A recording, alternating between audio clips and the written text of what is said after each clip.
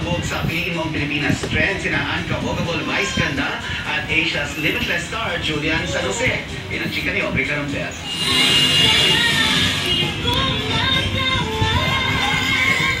Si Maria Clara, taos-pusong pinili ang Pilipinas. Nagpasa ng takdak araling pasok sa Piliin Mo ang Pilipinas Challenge si Asia's Limitless Star Julian San Jose. In character pa siya as Maria Clara ng hit Kapuso series na Maria Clara at Ibarra. Sa Easterlies at nagpakulaan sa maraming bahagi ng bansa. Kabilang na ang Metro Manila, Davao Region, Sorsogon, Barm, Zamboanga City at Zamboanga Sinigay. Batay sa rainfall forecast ng Metro Weather, may chance ng ulanin ang malaking bahagi ng Palawan bukas sa umaga. Sa hapon, posible ulanin ang malaking bahagi ng Northern at Western Luzon. At may chance ng heavy rains na mararanasan sa ilang lugar, partikular sa Central Luzon.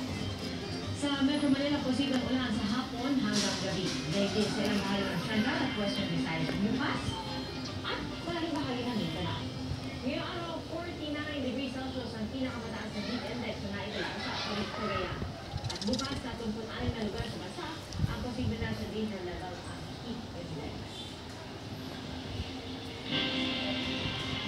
Isang masayang happy Mother's Day po sa mama mo at mama mo. Siyempre sa iyo. Thank you, Papa Ivan.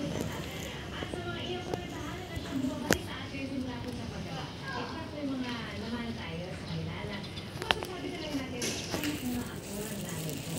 At ang halimbawa niyan, pagtutok ni darating puso. Ano ang mga namana mo sa Christina? Yung pagiging masiyahe.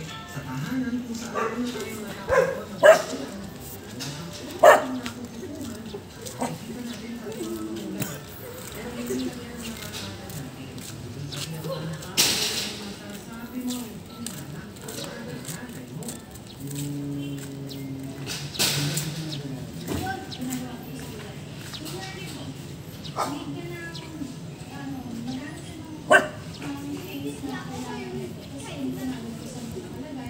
Sabi nga ng ilang netizen na nila ang